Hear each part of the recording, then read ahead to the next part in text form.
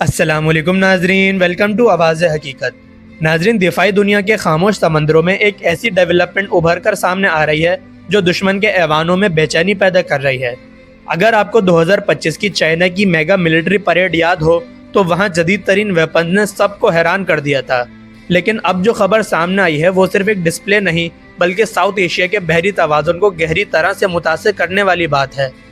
China ने तस्दीक की है कि टाइप 39B यानी युआन क्लास सबमरीन्स पर hypersonic antiship missile YJ-19 operational हो चुका है और यही डिज़ाइन पाकिस्तान में हंगूर क्लास के नाम से आता है। यहाँ सबसे अहम बात यह समझना ज़रूरी है कि टाइप 39B कोई आम डीजल इलेक्ट्रिक सबमरीन नहीं है, बल्कि चाइना की मॉडर्न कन्वेंशनल सबमरीन है जिसे लो नॉइज़ डिज़ाइन और एडवांस सेंसर्स के साथ तैयार किया गया है। जब इसी प्लेटफॉर्म पर हाइपरसोनिक मिसाइल इंटीग्रेट हो जाए तो फिर वो सिर्फ एक सबमरीन नहीं रहती बल्कि एक स्ट्रेटेजिक स्ट्राइक प्लेटफॉर्म बन जाती है जो दुश्मन के सरफेस फ्लीट के लिए सीरियस चैलेंज पैदा करती है। नाजरीन, अब हम समझते हैं इसके मिसाइल सिस्टम्स के बारे में। YJ-17 और YJ-19 दोनों एडवांस एंटीशिप मिसाइल्स हैं, लेकिन YJ-19 ख़ास तौर पर सबमरीन लॉन्च के लिए डिज़ाइन किया गया है। पहले डिफेंस एक्सपर्ट्स को लगता था कि हाइपरसोनिक मिसाइल्स को सबमरीन की टॉरपेडो ट्यूब से लॉन्च करना मुश्किल होगा, मगर रिपोर्ट्स ने क्लियर कर दिया कि YJ-19 अब टाइप 39B का हिस्सा है और ये एक प्रैक्टिकल ऑपरेशनल सिस्टम बन चुका है। हाइपरसोनिक का मतलब होता है आवाज़ की रफ्तार से कम 5 गुना तेज़, यानी मार्क 5 से भी ऊपर। रिपोर्ट्स के मुताबिक YJ-19 मार्क 5 से लेकर मार्क 7 के दरमियान रफ्तार हासिल कर सकता है, जो किसी भी conventional naval air defence system के लिए इंटरसेप्ट करना बहुत ही मुश्किल हो जाता है, क्योंकि इतनी हाइपर स्पीड की वजह से डिफेंस सिस्टम्स के पास रिएक्शन टाइम बहुत ही कम रह जाता है। अब आपके जहन में एक सवाल आया होगा कि इतना बड़ा मिसाइल सबमरीन की तंग टॉरपेडो ट्यूब से कैसे निकलता होगा। तो इसका जवाब यह है कि YJ-19 को एक वाटर टाइट कैप्सूल में रखकर 533 मिलीमीटर स्टैंडर्ड ट्यूब से फायर किया जाता है। पहले स्टेज में बूस्टर इंजन इसे पानी से बाहर और बुलंदी की तरफ ले जाता है। फिर दूसरे स्टेज में स्क्रैम जेट इंजन एक्टिवेट होकर इसे हाइपरसोनिक रफ्तार देता है, यानी 2 मरहलों में ये अपनी फुल स्पीड अचीव करता है। सफ़र के आखिरी हिस्सों में ये मिसाइल सी स्किमिंग प्रोफाइल अडॉप्ट करता है, यानी समंदर की सतह के बिल्कुल करीब आकर रेडार से बचने की कोशिश करता है। ज़मीन की गोलाई और रेडार होराइजन की वजह से दुश्मन को इसका पता बहुत देर से चलता है और जब तक ट्रैकिंग कंप्लीट होती है तब तक मिसाइल टारगेट के बिल्कुल करीब पहुंच चुका होता है। अब अगर इस डेवलपमेंट को पाकिस्तान के कॉन्टेक्स्ट में देखें तो पाकिस्तान नेवी 8 हंगूर क्लास सबमरीन्स हासिल कर रही है।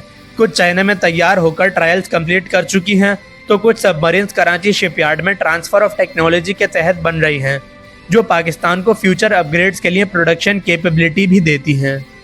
डिफेंस एनालिस्ट का कहना है कि अगर हंगूर क्लास पर भी YJ-19 जैसा हाइपरसोनिक मिसाइल इंटीग्रेट होता है तो पाकिस्तान नेवी रीजन की पहली कन्वेंशनल सबमरीन फोर्स बन सकती है जो हाइपरसोनिक एंटीशिप कैपेबिलिटी रखती हो। ये सिर्फ टेक्टिकल एडवांटेज नहीं बल्कि एक स्ट्रॉन्ग डेटरेंस सिग्नल होगा जो किसी भी हॉस्टाइल फ्लीट को ऑपरेट करने से पहले सोचने पर ज़रूर मजबूर करेगा। नाजरीन, अक्सर कहा जाता है कि एक्सपोर्ट वर्जन टेक्नोलॉजी पुरानी होती है, लेकिन पाकिस्तान और चाइना की स्ट्रेटेजिक पार्टनरशिप बिल्कुल मुख्तलिफ नज़र आती है, क्योंकि जो अपग्रेड्स चाइनीज़ नेवी को मिल रहे हैं वही सेम स्ट्रक्चर पाकिस्तान को भी मिलेगा।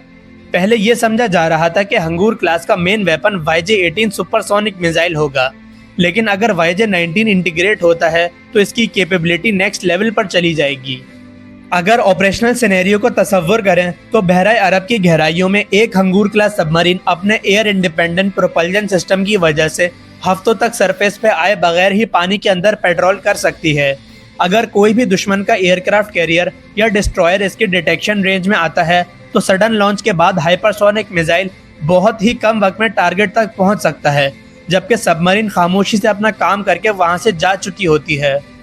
नाजरीन, कुछ लोग इसका मुकाबला भारतीय न्यूक्लियर सबमरीन से करते हैं, लेकिन यहाँ पर फ़र्क समझना ज़रूरी है कि न्यूक्लियर रिएक्टर सबमरीन को लंबा एंड्योरेंस देता है, जबकि असल स्ट्राइक पावर उसके मिसाइल्स पर डिपेंड करती है।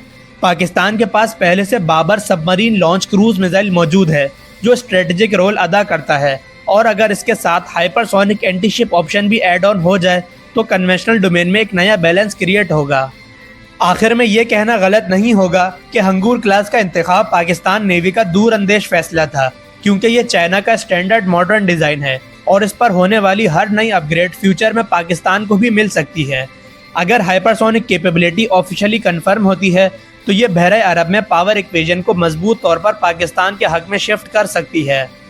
नाजरीन, आपकी इस बारे में क्या राय है? अपनी राय कमेंट्स में ज़रूर शेयर करें और अगर वीडियो पसंद आई हो तो वीडियो को लाइक करें, अपने दोस्तों के साथ शेयर करें और हमारे चैनल आवाज़े हकीकत को सब्सक्राइब करना ना भूलें।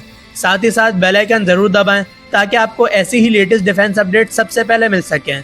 आपसे मुलाकात होगी नेक्स्ट वीडियो में, तब तक के लिए अल्लाह हाफिज़। पाकिस्तान जिंदाबाद।